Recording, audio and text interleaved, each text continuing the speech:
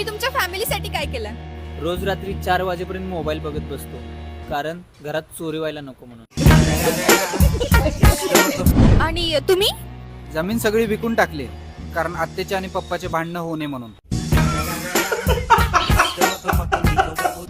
Sir, तुमची कोणी प्रियसी होती का? तुम्ही कुठल्या रिलेशनशिप मध्ये होता का? रिलेशनशिपची तर लांबची गोष्ट आहे. आम्हाला कधी स्कॉलरशिप पण नाही भेटली. तर सर, तुम्ही तुमच्या खास मित्रासाठी काय केलं?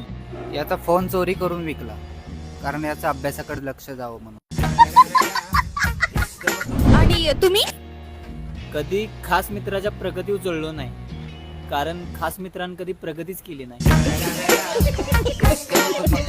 तर सर, तुमच्या या खास मित्राची एखादी खासियत मला सांगाल?